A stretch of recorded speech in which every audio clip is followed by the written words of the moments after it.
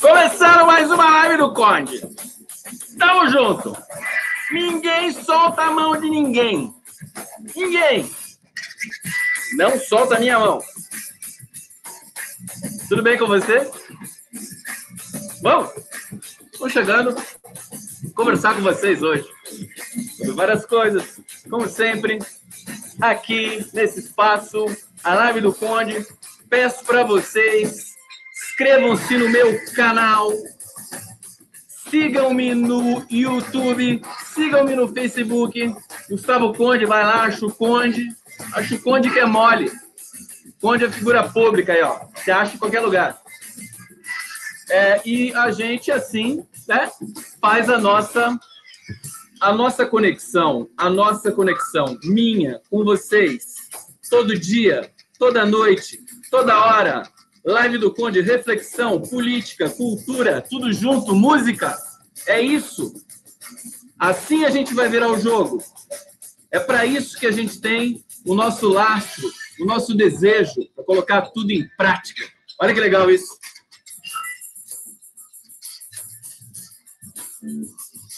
Vamos lá. Os assuntos podem entristecer muita gente, mas nós temos de ter a pegada. A gente não vai vencer nenhuma batalha de cabeça baixa, chorando, lamentando. A gente precisa se indignar, evidentemente, sobretudo com a pressão do Lula. Aliás, eu peço Lula livre, como sempre. Não sei se é desse lado ou desse lado. Bom, vamos lá. Olha o som, olha o groove.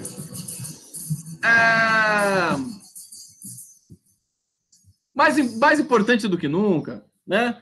Nós temos aí, temos questões para acontecer, nós temos o dossiê Flávio Bolsonaro, né? O dossiê da imprensa, né? Que está prestes a ser desovado mais uma vez. O bolsonarismo não vai ter trégua. E não é porque a imprensa se tornou boazinha e vai combater esse bando de facínoras. É porque é briga de máfia. Eles são mafiosos e estão brigando entre si. E nós, veja, nós podemos só assistir, mas nós também temos de assistir e temos de ter um pouco daquela animalidade. Sabe aquela animalidade que você chega e estimula aquela briga de máfia? Vai, arrebenta, pula, né? Pula no pescoço, pula no jugular, vai Rede Globo, arrebenta, vai para dentro dele, vai Bolsonaro, devolve a porrada, quero ver se você consegue. A Folha de São Paulo, né? Faz uma matéria investigativa sobre o Flávio Bolsonaro, sobre os milicianos do Rio de Janeiro, quero ver se você consegue. Vai, arrebenta, esmaga, esfola, é isso que eu quero ver. Desculpa, mas eu sou de esquerda progressista, eu me considero civilizado, mas eu não sou bonzinho. Não gosto de ser bonzinho. Eu gosto de fruir também. Gosto de curtir também. Esses malucos infames que destruíram o Brasil, eu quero que eles se explodam. Eu não quero salvar ninguém. Desculpa, caras pálidas. Desculpa, caras pálidas, mas eu quero realmente que eles se destruam mutuamente. Talvez a história, queridos caras pálidas, aqui na live do Conde, tenha nos legado essa grande ironia, essa grande questão. Quer dizer, precisou voltar, que nós não voltamos só à política tradicional de um governo extremamente corrupto e incapaz. Não é só isso. Nós nos deparamos com um governo que é uma aberração. É algo que extrapola a nossa, enfim, é barbárie pura, explícita, escancarada, escandalosa, né? Então, não é uma volta de um governo corrupto como o do FHC, por exemplo, extremamente compromissado com o mercado financeiro, sem nenhum compromisso com a população brasileira de fato. Não é só isso. Nós temos realmente um governo que faz a apologia da violência e é a violência encarnada em todo o seu grau, em toda a sua dimensão. O que nós podemos desejar ou ponderar com relação a esse governo? Que ele se destrua totalmente, sem nenhum tipo de piedade. Tá certo? Ele já está se destruindo, nós já temos várias intrigas dentro do governo. Você tem um Bolsonaro aí convalescendo no Albert Einstein em São Paulo, uma foto, desculpa, mas a foto divulgada pela assessoria do Bolsonaro hoje foi uma graça, porque ele tá com aquela roupinha de médico, né? Aquela roupinha de paciente, né? No médico, e é com os ombros à mostra, né? Uma coisa sexy, né? Fazer o mínimo. E parece o tomara que caia, né? Tomara que caia, porque ele vai cair, né? O Bolsonaro é uma questão de tempo que ninguém acredita que esse cara dure mais um pouco, porque assim, se o Bolsonaro, pelo menos, se ele fosse tudo que ele é, violento, pendores assassinos, genocida, limitado, burro, enfim, tudo isso junto, né? Se ele fosse só isso, talvez ele durasse um pouco, afinal de contas, o FHC durou 8 anos. Né? O FHC não era tudo isso, mas era quase, né? Pelo que ele fez com relação, por exemplo, à privatização, à compra da reeleição, quer dizer, tudo é crime. Você vai ponderar sobre dimensão de crime? Tem crime que é pior que o outro, etc. Mas, enfim, se você ponderar com relação ao FHC, você vai chegar à conclusão que ele foi terrível para o país. E aí eu volto a fazer aquela minha crítica transversal ao PT, né? O PT respeitou muito o FHC, né? A Dilma Rousseff gostava do FHC.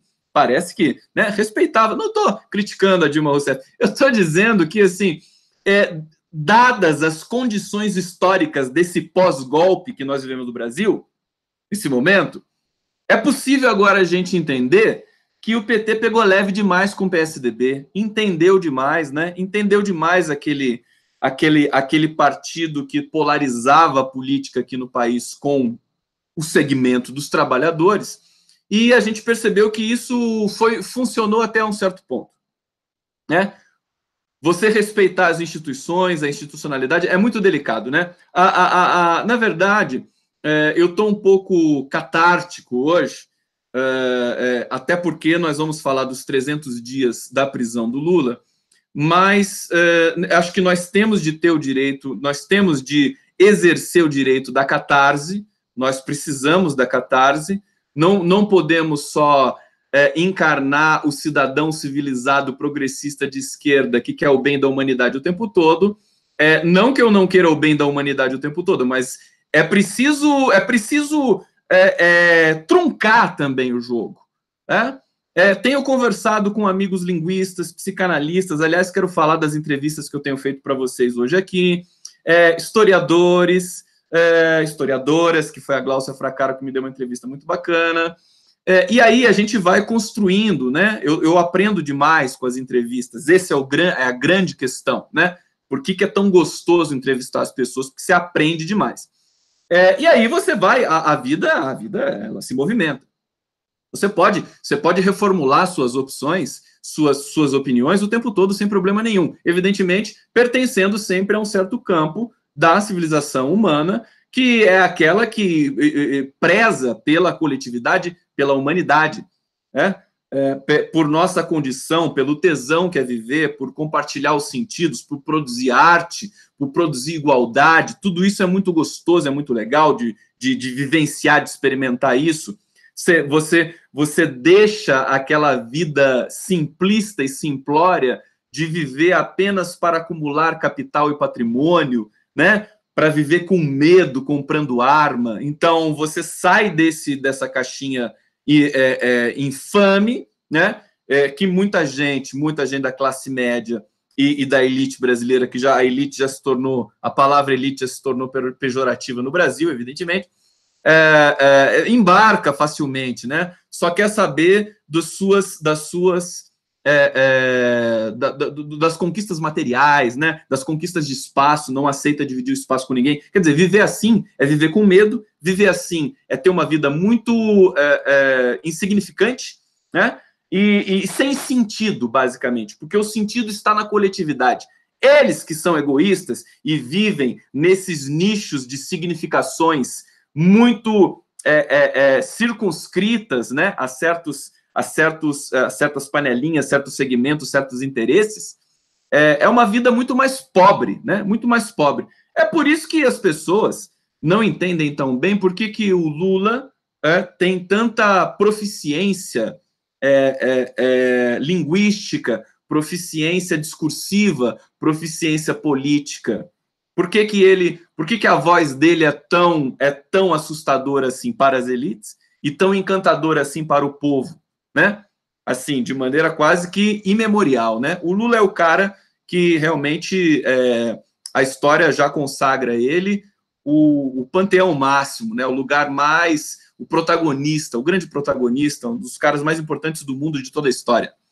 E a elite brasileira continua negando isso, continua negando a si mesma, até porque para ela, para a própria elite brasileira, se vocês, caras pálidas da elite, da classe média, se dessem conta de como a vida de vocês seria melhor se vocês aceitassem a grandeza do Lula e a grandeza do nosso campo político que não nega a política, que é a política do PT, da esquerda brasileira, da democracia, que preserva, que sabe perder, né, que governa para todos, que discute tudo com todos o tempo todo e não baixa nada por decreto assim, de maneira desavisada o tempo todo. Porque a vida seria muito melhor para vocês. Vocês teriam paz de espírito, vocês poderiam dormir com mais tranquilidade, vocês teriam autoestima, coisa que vocês não têm. Elite e classe média, vocês não têm autoestima. Vocês vivem rebaixados por si mesmos o tempo todo.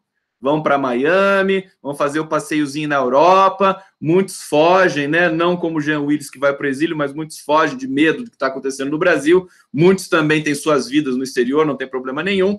Mas muita gente é covarde. Muita gente que votou no Bolsonaro e que viu que ele é um grande facínora, se mandou do Brasil com medo de morrer, com medo de ter a sua liberdade realmente estilhaçada, que é o que acontece em grande medida. Esse governo Bolsonaro, vamos admitir, lá vai o Conde para as digressões iniciais infinitas, é uma sucessão tétrica de fatos grotescos, né? O caso da Damares Alves, por exemplo, né, envolvida com sequestro e tráfico de crianças indígenas, uma suposta criatura de Deus que assume um ministério que é chamado de Ministério dos Direitos Humanos, envolvida com tráfico de crianças indígenas, realmente é hora da gente falar assim, né? Peraí, vamos resetar, né? Dá para você formatar de novo o Brasil? Você leva o Brasil, né? Leva para o técnico informática que você conhece, né? O Brasil, se fosse um notebook, né? Faz o seguinte, formata esse cara, né? Vamos começar tudo do zero de novo, né? Começa tudo do zero, põe um nome novo e tal, não chama mais Brasil, chama sei lá o quê. E aí a gente começa tudo de novo, que realmente é uma coisa terrível. E aí eu peço para vocês assim, não se desesperem. Não se desesperem, porque esse conjunto de fatos, de notícias que vão se entrando em aceleração, em profusão, né? Damares, Ricardo Vélez Rodrigues, Beck, Alexandre Frota, daqui a pouco vem uma do Kim Kataguiri. O Kim Kataguiri ficou até um moderado diante de tudo isso, né? O Kim Kataguiri daqui a pouco vira um democrata, né? Diante do bolsonarismo. Diante do bolsonarismo, até o diabo, né? Até o demônio é um cara gente boa. Bom, não se intimidem porque isso é um sintoma da destruição, né? Da absoluta desconexão com a realidade, com os sentidos, com o significante, com o mundo simbólico desse mundo bolsonarista. Eles estão sendo soterrados por eles mesmos. Eles são a própria lama tóxica deles mesmos. Vamos lá, o Conde tá sangue nos olhos. Eles vão... essa pauta, essa agenda, né? Que é uma agenda negativa por excelência o tempo todo, ela vai fazer afundar esse segmento artificial, né? Uma excrescência, né? Um episódio grotesco da nossa história, da história do mundo todo. Certamente terão de ser estudados, muito pesquisados, são relatos de caso assim para mais de 200 anos futuros, se é que nenhum meteoro vai se chocar com a Terra. Mas é justamente nesse ponto que eu peço para vocês, não se desesperem, porque isso acusa a fadiga de material, né? O bolsonarismo está naquele momento fadiga de material, não funciona mais. Não funciona mais. Flávio Bolsonaro envolvido com milicianos, daqui a pouco, a agenda... Gente, seguinte, calma, calma. Ninguém solta a mão de ninguém. Cadê? Ninguém solta a mão, que eu vou botar mais um pouquinho de música aqui. Vamos botar mais um pouquinho de música para rolar a transição. Uau, tudo bem com vocês? Cadê?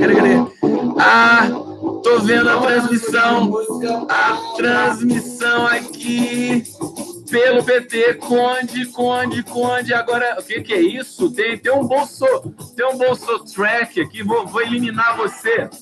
Vai embora do meu canal, seu animal. Márcio Regis.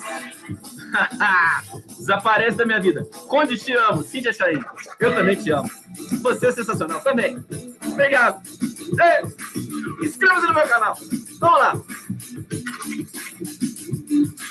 Vamos fazer um embate. Sérgio Neres. Antígona foi proibido de participar do enterro do seu irmão. Olha só, olha o que o Sérgio Neres está falando, ó. Olha que divertido isso. Sérgio Neres, obrigado, olha só. Antígona, abaixa som. É tanto comentário, tanto coraçãozinho. Ó, Sérgio Neres, Antígona foi proibida de participar do enterro de seu irmão. Foi o Creonte, né? Aquela história, né? Ocorreu que sobre o reino de Creonte sobreveio todo tipo de infortúnio. Justamente, nós estamos nesse momento. O momento brasileiro... Nós temos de admitir o seguinte, quer dizer, nós vivemos um momento mítico, tá? Sempre se perguntou, assim, mito fundador do Brasil. Dá licença que eu vou tomar um pouquinho de água, posso tomar? Coraçãozinho para tomar água, por favor. Muito bom. Água com coraçãozinho. É um momento mítico. Todo mundo se pergunta, mito fundador do Brasil, né? A Marilena Chauí escreveu vários artigos nesse sentido. Mito fundador, né? Carta de Caminha, Caminho para as Índias, toda aquela historiografia furada, fajuta, pela qual eu fui educado, né? Na minha geração de 40 anos, do Brasil, dos bandeirantes, né? Esses mitos fundadores fajutos, como se os bandeirantes, por exemplo, fossem algum tipo de questão a ser celebrada no Brasil, né? Quer dizer, eram assassinos, né? Os bandeirantes, todos assassinos. E tem monumento de bandeirantes em São Paulo. E quando eles amanhecem depredados e pichados, eu fico muito feliz, porque aquilo não tem de estar ali, né? Eu acho que monumento de bandeirantes para lembrar como se fosse o Holocausto, né? Você lembra daquele desastre e você lembra daquele genocídio que eles causaram nos índios brasileiros. O Brasil não merecia tanta barbárie, né, na sua configuração. Então, mito fundador. Nós agora não temos um mito fundador, nós temos um mito Terminator. Terminator. Um mito, como é que eu poderia... Qual seria o oposto de fundador? Um mito afundador, talvez, né? É aquele que quer afundar o Brasil, né? Com essas questões, quer dizer, você prende o cara mais espetacular que o país já produziu em toda a sua história. O cara que conseguiu conversar com todo e qualquer brasileiro de todo e qualquer segmento. O cara que era um exemplo de negociador. Um cara que governou para todos os brasileiros o tempo todo. Cara que não tinha preconceitos, que tinha grande admiração por mulher, por LGBT, por todos os segmentos da sociedade, sem discriminação nenhuma, que combatia toda a discriminação, inclusive a dele próprio, porque ele sabe que ele é de uma outra geração e tinha outros costumes, e que o mundo mudou, né? E o mundo mudou, e o Lula é um cara que ele produzia essa mudança interna nele mesmo, porque ele se cercava de pessoas de todas as idades, de todas as inclinações, de todas as orientações, para produzir um país para todo mundo. Veja, quando a gente reclama, nós, cidadãos, somos muito reativos. Nós temos esse problema que é um problema semiótico. é um problema temporal, é um problema de ritmo de sentido. Nós queremos o tempo todo a resposta pronta, nós queremos o tempo todo a resposta certa, nós queremos o tempo todo a resposta ali na caixinha, bonitinha, embrulhadinha para você. É por isso que muita gente lê a Veja, é por isso que muita gente se degusta com o Estado de São Paulo, com a Folha de São Paulo, porque ali tem respostas prontas e todas arrumadinhas e bonitinhas, envernizadinhas, né? E o processo histórico, ele não é assim. Nós, sujeitos e a história, não somos feitos de respostas prontas. Nós somos work in progress. Nós somos seres em movimento. É isso que produz sentido, não a inércia, não o estancamento das coisas. Desculpa, eu sempre peço desculpa porque eu fico, às vezes, um pouco empolgado demais, mas é a vida, né? É a vida, é bonita e é bonita. Pena que eu não vou poder tocar um Gonzaguinha para vocês hoje ainda, mas daqui a pouco o Conde volta a tocar violão nas lives, tá? Só arrumar a questão do som aqui. Portanto, você não tem uma sociedade, você não pode vislumbrar uma sociedade parada no tempo. O avanço, ele é inerente, o avanço é constitutivo da possibilidade de existência, subjetiva. Eu quero aqui vou fazer um outro parênteses, daqui a pouco eu vou falar dos 300 dias e 300 noites do Lula na masmorra de Curitiba, e de outras coisas também que tomaram um pouco aí a nossa, tá vendo que eu tô ficando rouco? Ó, não tem balinha de hortelã, cadê minha balinha de hortelã? Ninguém vai me dar balinha de hortelã mais? Tá lá longe a bala de hortelã, agora eu não vou pegar, mas da próxima vez me lembra que eu tenho que pegar, aqui não tem mais bala de hortelã na minha gaveta. Às vezes eu acho uma bala perdida aqui, bala perdida, olha só o significante. Olha só como ele desloca, como ele desliza, né? Bala perdida, mas uma bala de hortelã, né? Bom, vamos lá. Eu quero dizer o seguinte, então, em primeiro lugar, eu estou fazendo várias entrevistas no meu novo canal, Gustavo Conde, no YouTube, e eu quero dizer que eu estou muito feliz. Hoje eu entrevistei o psicanalista Luciano Elia, queridíssimo, assim, um cara sensacional, um psicanalista prestigiado no Brasil, professor da UERJ. Nós batemos um papo, ele escreveu um artigo que eu recomendo a todos vocês. Preciso lembrar o nome do artigo. Eu gostei tanto do nome do artigo do Elia, que eu, vira e mexe, esqueço aqui, mas agora eu vou pegar, porque ele está bem aqui na minha frente. Vamos chegar aqui no artigo do Elia. Metáforas macabras do desmoronamento de um país. Eu vinha dizendo, o artigo do Elia é sensacional.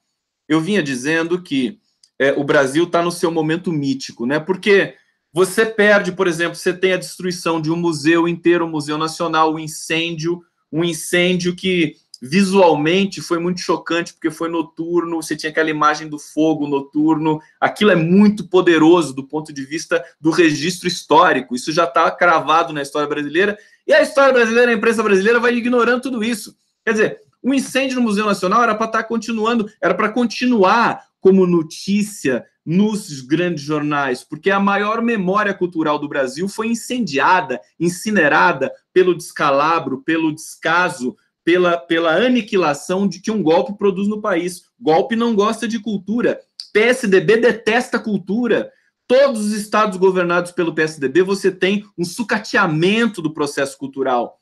Em São Paulo, nós assistimos um incêndio do Museu da Língua Portuguesa não foi só por descalabro e descaso, o incêndio da língua portuguesa foi por burrice, né? Esse regime de nomeações aleatórias que o PSDB aprendeu a fazer com a sua burocracia tecnocrata, né?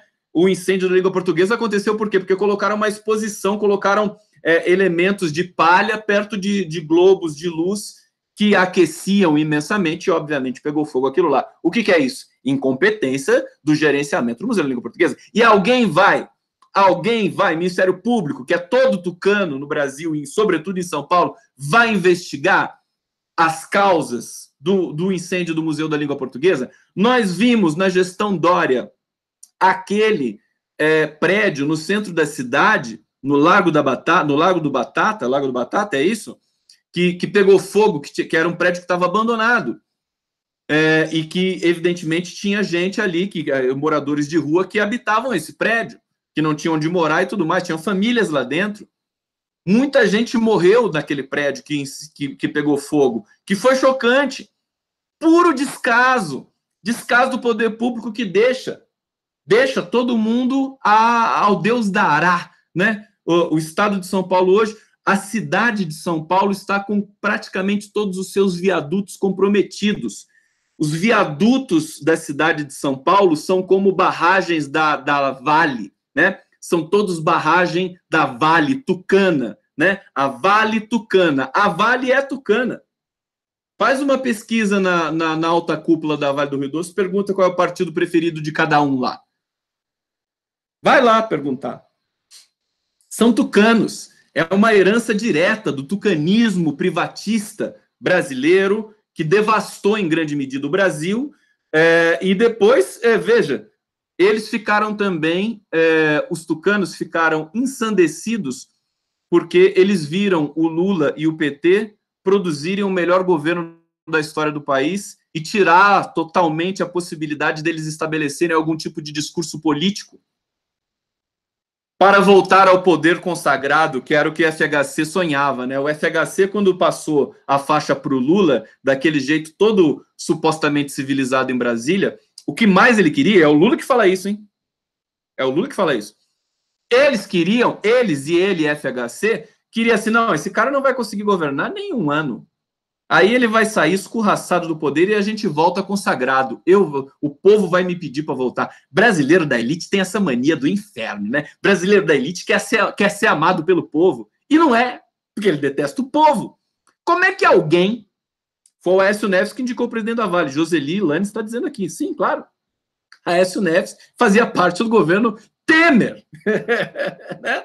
O PSDB do governo Temer. O FHC deve estar lá em Paris nessa altura do campeonato. FHC, assiste a minha live, FHC.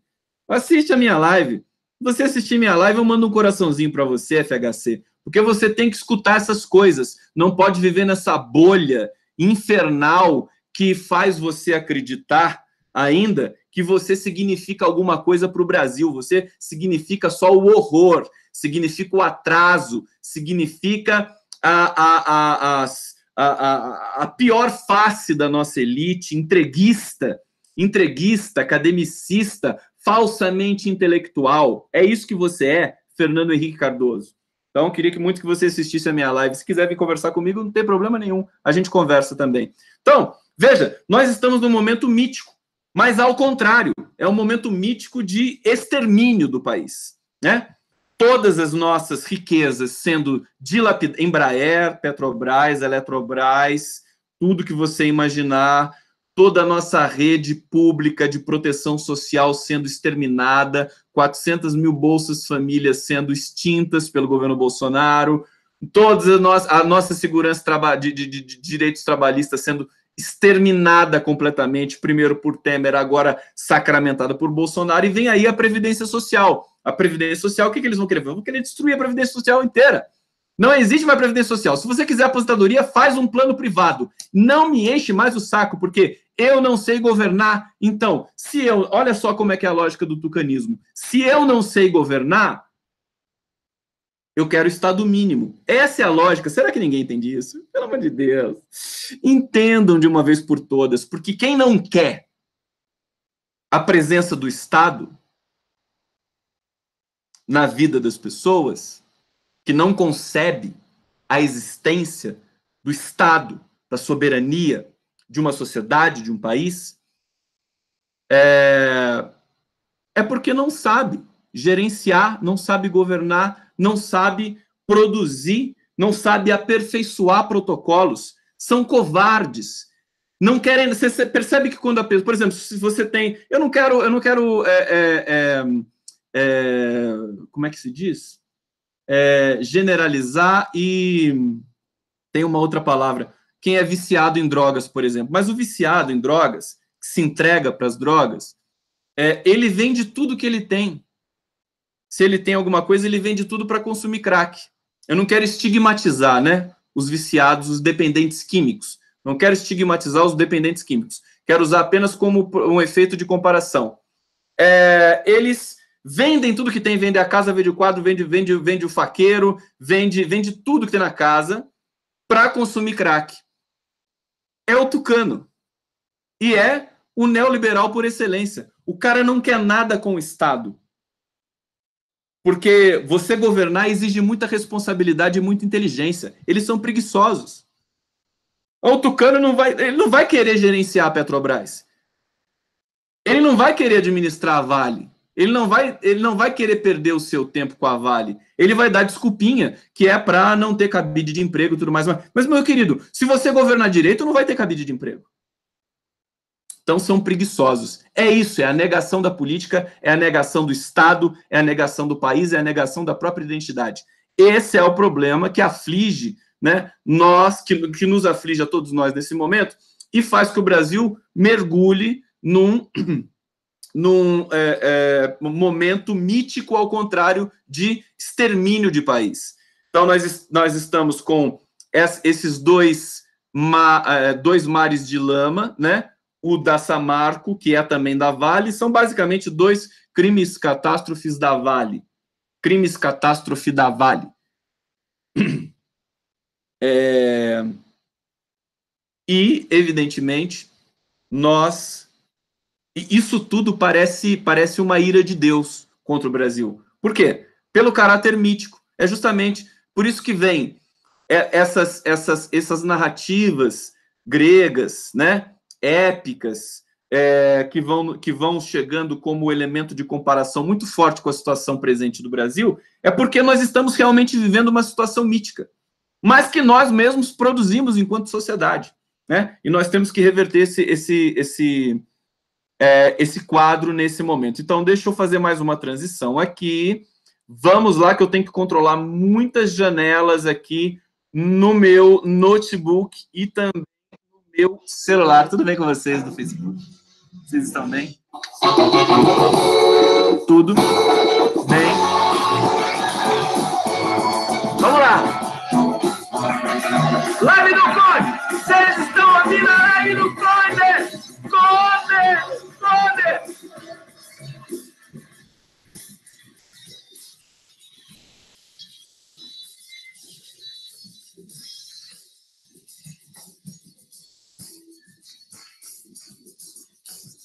Galera do YouTube! Cadê vocês? Bruno Castro! Fala do Serra comendo pastel com cara de nojo. Não vou falar não. Concordo. FHC é um nojo. Ele é meio nojentinho, sim.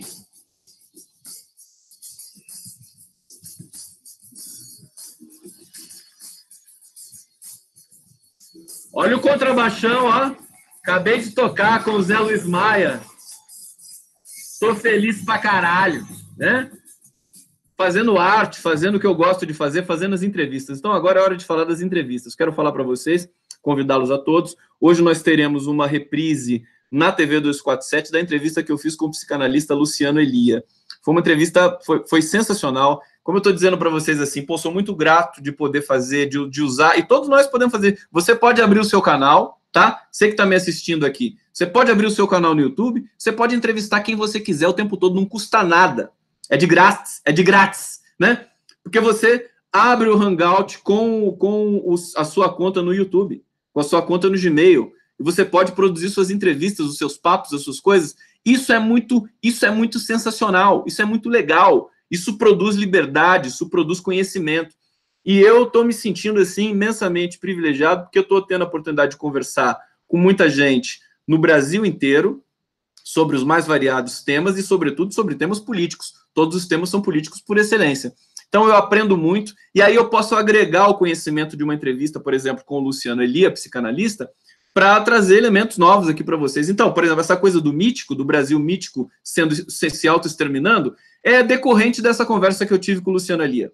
Basicamente, que nós estamos no momento, assim, que inclusive tem a ver com o artigo que ele escreveu e está no 247.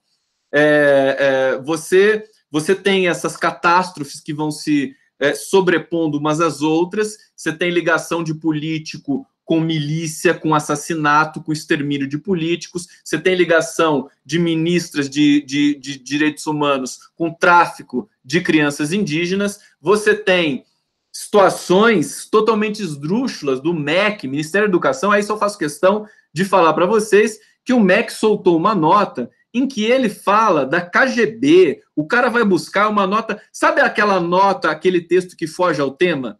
Se fosse uma redação do Enem, levaria no máximo 300 pontos. Foge ao tema. Coitado do Enem. Eu tenho medo do que vai acontecer com o Enem esse ano, né? Com essas bestas nas funções importantes aí da produção dessa prova. Não sei como é que o INEP vai conseguir negociar com essa montanha de gente despreparada, que não entende absolutamente nada de educação, que quer ver a prova antes, sabe? Vai ser, enfim, realmente não sei nem se o bolsonarismo chega até lá, porque o Enem é em outubro, né? Então vamos ver se ele chega até lá. Mas eu faço questão de ler um trechinho. Quer dizer, olha o comunicado do MEC, né? O Instituto Nacional de Educação de Surdos, INES, instaurou sindicância para obter todas as informações relacionadas à retirada sem autorização de alguns vídeos do seu site e atribuir as devidas responsabilidades. Não, tá dando desculpinha porque o que aconteceu? Desapareceram do site do MEC vários vídeos que sobre questões caras à esquerda, enfim, caras à civilização, como temas, deixa eu ver aqui, temas de Marx, acho que é isso, né? Não sei se eu vou achar aqui. Enfim, vídeos informativos, educacionais, culturais do MEC desapareceram misteriosamente. O Anselmo Góes, jornalista do Globo, veterano, deu esse furo, deu essa notícia, aí o MEC respondeu para ele. E aí, o senhor Vélez Rodrigues, o colombiano, que é ministro da Educação brasileira, ele teve a capacidade de escrever e de falar da KGB, a polícia secreta do governo russo, quer dizer, olha o nível de delírio que chega a nossa equipe ministerial absolutamente... Enfim, são golpistas também, né? Acho que essa palavra do golpismo precisa voltar também para o Bolsonaro, que ganhou uma eleição na base de um golpe eleitoral, né? Tivemos um golpe parlamentar, agora um golpe eleitoral. A semântica realmente não é como é que se diz? Uma moça, como é que a Marcela Temer falava? Do lar, né? Uma moça do lar, esqueci. Então ele diz assim: ao contrário do que quer crer o colunista, ludibriando dessa forma os leitores do jornal O Globo, durante sua vida como docente, o ministro da Educação sempre ensinou e defendeu a pluralidade e o debate de ideias. Recusando-se a adotar métodos de manipulação da informação, desaparecimento de pessoas e de objetos que eram próprios de organizações como a KGB, o serviço secreto do governo comunista da antiga União Soviética, que na década de 60, quando de sua fuga do Brasil para a Rússia, protegeu... Olha a nota do MEC, que vergonha! Como é que pode alguém aceitar que uma nota recatada do lar, né? Bela recatada do lar. Tudo bem, a semântica não é bela recatada do lar. Ela realmente vai mudando com o passar dos anos, né? Passar das décadas, com o passar dos golpes. Solta uma nota dessa na sua página do Facebook, quer dizer, uma vergonha digital, global, colossal, internacional.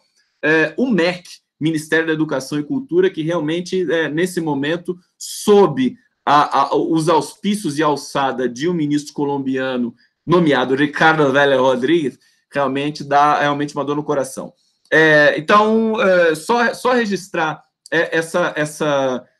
esse acúmulo de desgraças, de catástrofes. Veja, a notícia do Flávio Bolsonaro, a notícia da Damares, são tão catástrofes, produzem tanta dor, né? Produzem tanto enfim, desesperança, como as catástrofes da Vale, de Mar de Lama. São mares de lama análogos, né?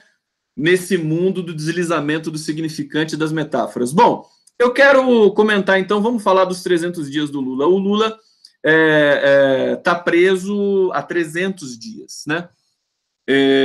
Se recusou com muita soberania a exercer um papel, fazer um papel vexaminoso, que seria de sair para enterrar o irmão depois do enterro do irmão já ter sido consumado, né? O que o Poder Judiciário fez, brasileiro, nesses 2 últimos dias, subsequentes à morte do Vavá, irmão do Lula, irmão mais velho do Lula, foi qualquer coisa de absolutamente indefensável, né? Quase que inacreditável. O mundo se preocupa cada vez mais com a vida biológica do Lula, porque se um poder judiciário tem toda essa infâmia e toda essa falta de capacidade de compreensão do que é o direito penal brasileiro, que é anterior até à Constituição, não resta muito mais o que falar, o que fazer, o que defender desse poder judiciário brasileiro. Não dá mais para confiar em nada. Então, o Lula representa, como disse o meu querido amigo psicanalista Luciano Elia, o Lula estar preso, ele representa justamente o fracasso do pobre, o fracasso do povo, que não é verdade, mas é o que a elite quer fazer com que todos acreditemos. E muita gente, muito cidadão humilde trabalhador, caiu nessa conversa de entender, de achar e de criminalizar a si próprio, e achar que você trabalhador humilde, é um incapaz, você não tem a condição, você não fala difícil como um doutor, né? Então, você fica lá dentro da sua caixinha, bem comportadinho, sendo o gado sonhado pelas elites brasileiras e pela classe média brasileira, que também se presta a esse tipo de subserviência intelectual histórica. Então, veja, é uma situação, a prisão do Lula, esse aprisionamento, todos nós estamos há 300 dias e 300 noites presos junto com o Lula. Porque a civilização está presa, a democracia está presa em Curitiba. O sonho está preso, a utopia, o sorriso, a liberdade, a capacidade de interlocução, a interlocução está presa, o discurso está preso, a subjetividade está presa. Veja, não é brincadeira isso é muito simbólico, isso é muito poderoso. A prisão do Lula provoca essa percepção generalizada na sociedade, e é por isso que muita gente está de cabeça baixa nesse momento. Muita gente joga a toalha imediatamente. Não diria nem que são covardes, mas eu diria que são pessoas que ainda não aprenderam justamente aquilo que o Lula quis ensinar durante toda a sua vida, que é você trabalhar o seu espírito e se autoconceber de autoestima, se auto-educar nesse viés subjetivo espiritual, você acreditar em si mesmo, naquilo que você pode fazer. Não é fácil fazer isso. Foi difícil. Eu tenho que confessar para vocês que eu tive que aprender isso a duras penas e não aprendi completamente até hoje. Você realmente acreditar que você pode fazer aquilo que você quer na sua vida, para você, para os seus, para quem você ama. Isso é muito forte. Quando você vê as pessoas céticas dizendo assim, não, isso aí, governo é tudo a mesma coisa, política é tudo assim, assado, você vê essa desesperança generalizada tomar conta de certo... E veja, esse discurso também chega na população humilde, que só quer viver a sua vida e ser feliz, não quer muita coisa, né? Quer comer junto com a sua família, quer passar um Natal, quer passar um momento junto, quer ir na sua igreja, quer professar a sua fé, e o povo trabalhador brasileiro, sobretudo brasileiro, é muito humilde nesse sentido, e muito honesto também, muito mais honesto do que a classe média, do que a elite. Mas nós temos todos nós, toda a sociedade brasileira, acho que chegou a hora, muita gente me perguntando, muita gente reclamando, e aí eu vou entrar numa situação que algumas pessoas podem não gostar muito, mas como eu já disse, eu não estou aqui para agradar ninguém. Realmente eu estou aqui para incomodar vocês, né? Eu quero irritar vocês. Se eu puder irritar, ótimo. Porque quem reclama muito de que não tem ninguém na rua, eu acho assim, não fique reclamando. Tá? Se você está infeliz porque as pessoas não estão nas ruas pedindo a liberdade do Lula, saia você à rua e peça a liberdade do Lula. E se você não quiser sair sozinho, chama alguém para sair com você. Faz, organiza, né? Então, tomar as ruas não é que nem essa direita fajuta, fascista, que tomou as ruas em 2013, depois em 2015 para pedir impeachment da Dilma e colocar gente corrupta de volta no poder, com base em imprensa tradicional, convocação da Globo, frescurinha digital de internet para colocar as pessoas na rua. Isso é falso. A rua real não é assim, para tirar selfie com um policial e sair com a babá, levando seus filhinhos para fazer manifestação micareta no Rio de Janeiro. Não é assim. Uma rua dessa me enoja, sinceramente. Eu não acho nada edificante dividir uma rua com manifestantes com camisa da CBF, tirando selfie com policial. A rua não é isso. A democracia, a luta pela democracia passa longe desse tipo de subserviência grotesca que faz com que tudo se confunda no horizonte da interpretação histórica social. E você acha que só porque as pessoas estão nas ruas, elas estão certas, estão lutando por alguma coisa. Não! É massa de manobra. Quem tomava a rua com grande pujança, com grande vigor, era justamente o Lula. E ele coloca as pessoas que ele quiser na rua a hora que ele quiser. Agora não, porque ele está preso. E aí que eu quero argumentar com vocês nesse sentido. Então, entendam o seguinte: ficar reclamando de que não tem ninguém na rua é contraproducente. Esse tipo de coisa, eu dou risada, né? Ah, a pessoa vai lá e digita, né? Digita no seu tecladinho. Ah, mas não tem ninguém na rua. Querido, para com isso, né? Vamos ter uma atitude de soberania intelectual. Vamos observar o que está acontecendo. Claro que não tem ninguém na rua. Você precisa mobilizar para ter gente na rua. O cara que mais mobiliza a gente para pôr na rua está preso. Como é que você vai... Porque o Lula, quando estava solto, você viu que quando ele ia para a Avenida Paulista, era 100 mil pessoas assim, ó. Não precisava nem convidar. Tá? Não precisava nem fazer propaganda. Era só o cara aparecer que o pessoal ia lá. Então, esse cara está preso. E eu acho, aí, sinceramente, que chegou a hora da gente começar a pensar no seguinte questão. 300 dias. 300 é um número que realmente faz com que a gente respire fundo, né? E comece a modificar um pouco o nosso comportamento político, social, nesse momento. Então, acho que é hora de se perguntar, fazer a seguinte pergunta. Então, perguntem comigo. O Lula lutou por você, querido, cara pálida, a vida inteira dele. O cara superou a pobreza, superou a subnutrição, a desnutrição,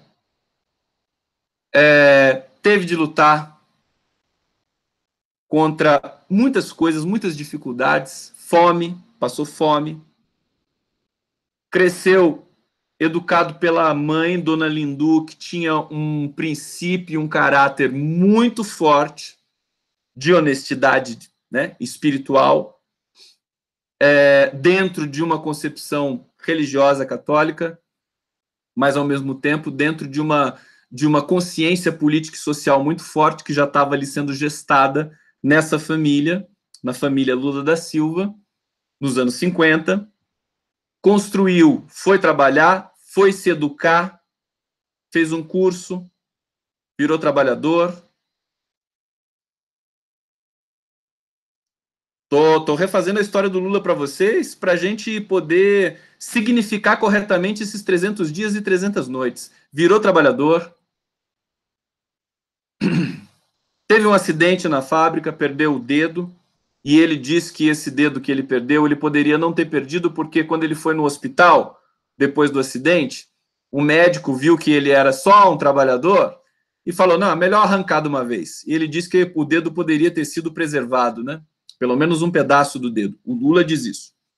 Bom, ele prosseguiu a vida dele, trabalhando, sonhando, querendo uma vida melhor para si e para a família.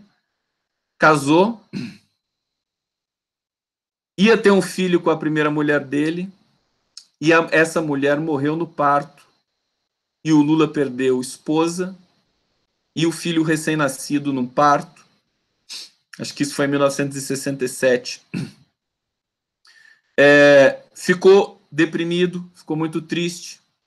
Quero lembrar com vocês a história do Lula, continuou trabalhando, mas ficou muito quieto, muito silencioso, são os relatos que nós temos à mão. E foi nesse momento que o Frei Chico, o irmão do Lula, que não é o mais velho, que está vivo e que está dizendo e que está tomando aí a frente de uma luta também para a liberdade do Lula, o Frei Chico disse hoje, só a mobilização popular vai libertar o Lula. Então eu acho que nós temos de prestar atenção no que o Frei Chico está dizendo, sobretudo depois da morte do Vavá, e pensar nessa família, na família Lula da Silva, que é tão importante, porque não é só o Lula que é importante para todos nós brasileiros, é a família Lula da Silva inteira, porque é uma família que permitiu que alguém como o Lula aparecesse para todos nós e mudasse a história do Brasil inteiro, pelo menos durante um tempo. Mas essa memória não vai se perder. Então, a história que o Frei Chico, observando o Lula naquela situação deprimida, evidentemente, quem não estaria deprimido de perder a mulher, e o companheiro, a companheira e o filho recém-nascido? Isso é muito doloroso, é uma dor muito forte. E o Lula, como ser emocional que é, sofreu muito essa consequência. Eu acho que isso está até intimamente ligado com toda a força que ele tem, toda a força que ele soube exercer para poder produzir o maior partido político, um dos maiores do mundo, o maior partido político brasileiro disparado, que é o PT. Bom, Lula foi para o sindicato a partir desse momento e ele gostou do sindicato. Ele mergulhou no trabalho do sindicalismo, da negociação, e aprendeu muito ali, e aprendeu a conversar com as pessoas, e aprendeu a gerenciar interesses. E virou essa proficiência absolutamente espetacular, que é a sua proficiência política de negociação. Uma inteligência muito acurada, muito sofisticada, que poucas pessoas conseguem entender. A elite não chega nem perto de entender como é que funciona a proficiência política do Lula. Tá? Bom, onde que eu quero chegar? Bom, daí que ele conheceu a Marisa Letícia, que também era viúva, eles se conheceram, se casaram, se amaram, tiveram os filhos. A Marisa Letícia já tinha um filho que se tornou filho do Lula, o Lula acolheu de uma maneira muito linda o primogênito da Marisa. E aí começou essa história toda desse líder fantástico nacional. Então, eu tô chegando, que daqui a pouco eu vou pedir uma coisa muito séria para vocês, que estão me assistindo aqui na live do Conde, porque estão me cobrando isso, e hoje eu quero responder a isso para todos vocês. Cadê o pessoal na rua? Então, eu vou responder com uma pergunta no final dessa live para todos vocês. Então, a partir desse momento, funda o partido, né? Faz as greves mais importantes do país em plena ditadura, desde 78, desde 77, as greves mais espetaculares que o Brasil já assistiu, foi capa de todas as revistas, de todos os jornais, o grande líder que despontava naquele momento. E quando ele foi falar, quando ele deu entrevista, ele mostrou a inteligência que ele era, todos os jornalistas ficavam embasbacados com a inteligência, o desembaraço e a proficiência do Lula argumentativa, né? A clareza, o desembaraço era brutal. Pega uma entrevista do Lula dos anos 80 e você cai o seu queixo. É uma coisa impressionante. O cara com 30 e poucos anos, dando um banho nos jornalistas mais veteranos e se achando, na época, né? Chegava na frente do Lula, todo mundo balançava as pernas. Porque o cara fazia coisas inacreditáveis. Até para lembrar aquele discurso dele, épico também, fundador, né, do Brasil, mítico, né? O discurso na Vila, como é que é o nome? Alguém me lembra, por favor? Em São Bernardo do Campo, no campo de futebol, em que o sistema de som foi desligado, acho que pela polícia. Ele ficou sem som, mas ele fez o discurso assim mesmo, e as pessoas iam repetindo as palavras dele como se fosse uma onda sonora. Aquilo ali, isso é insuportável para a elite brasileira, para o Fernando Henrique Cardoso, quando vê aquela foto da vila, eu esqueci o nome da vila, alguém sabe o nome da vila? Se alguém souber, por favor, me fala.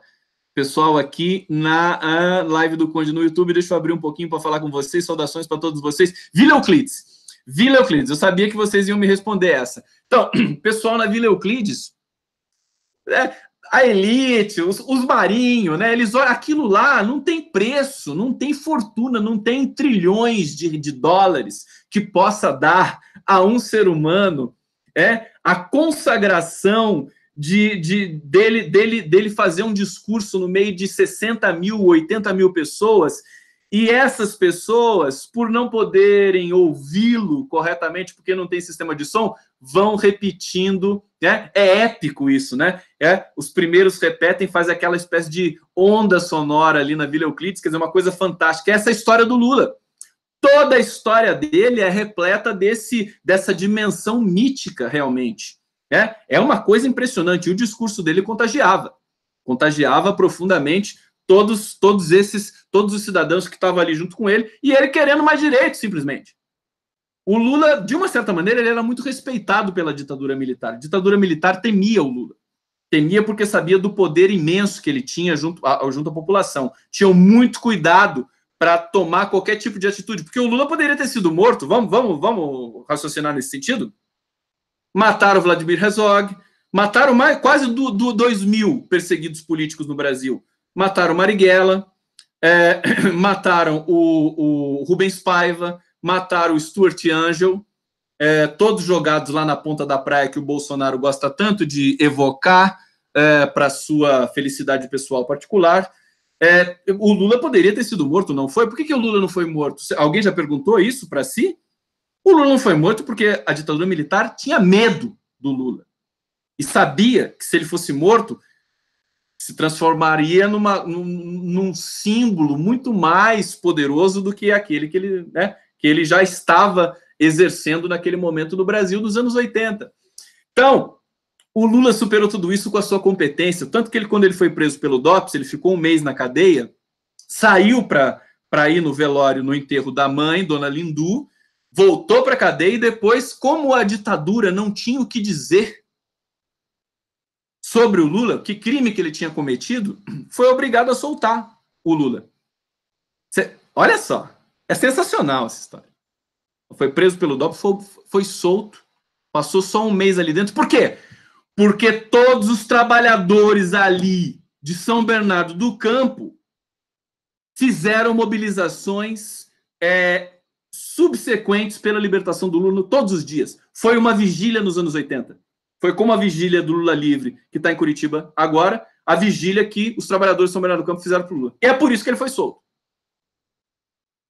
Porque ninguém esqueceu o Lula como não esquece hoje. Só que hoje nós vivemos sob o império do Poder Judiciário. O Poder Judiciário, esse Poder Judiciário brasileiro assim tão realmente maior perseguidor, quer dizer, quase que uma inquisição no Brasil, uma perseguição gravíssima, uma perda total. Todos os juristas com o mínimo de miolo na cabeça, o mínimo de cérebro, o mínimo de civilização, o mínimo de consciência política, consciência existencial, se manifesta contra essa máquina violenta regida por juízes e ministros subservientes como Dias Toffoli, como Luiz Fux, como Sérgio Moro, que agora nem é mais juiz, mas é ministro da Justiça.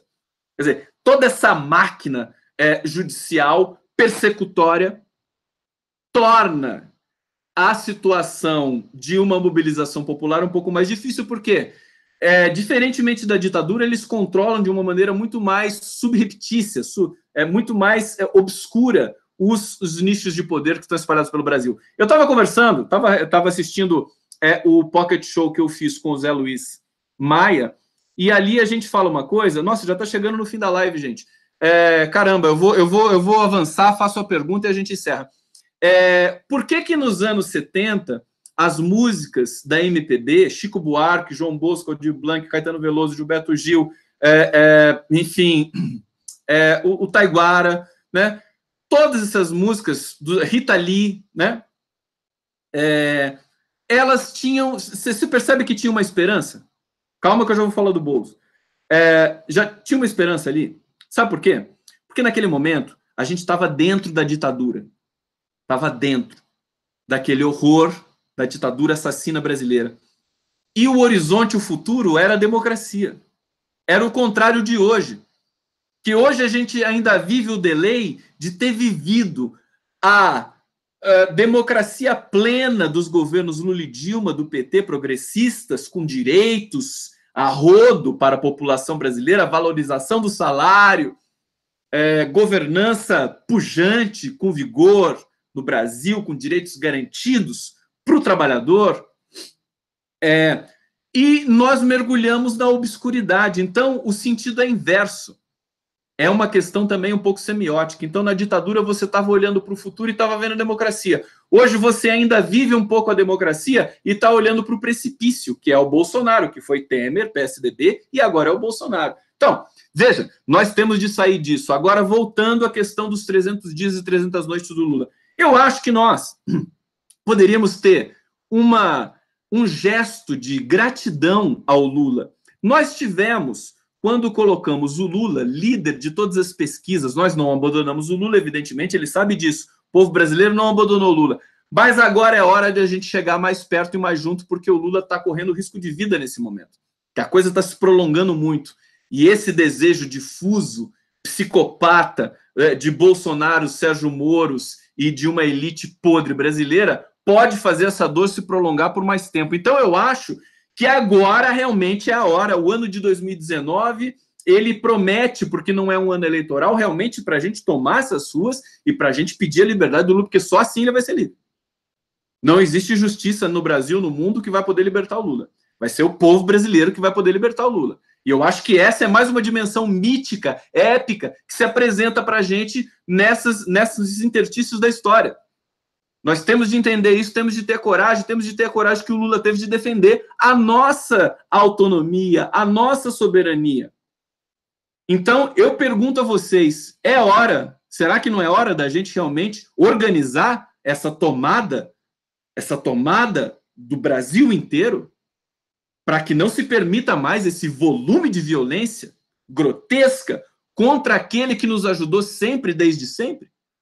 Eu acho que é hora da gente permutar um pouco, devolver toda essa luta que o Lula travou em nosso nome, em nome do povo brasileiro, concretamente na rua, como ele fez por nós, quando tinha uma ditadura assassina por cima também.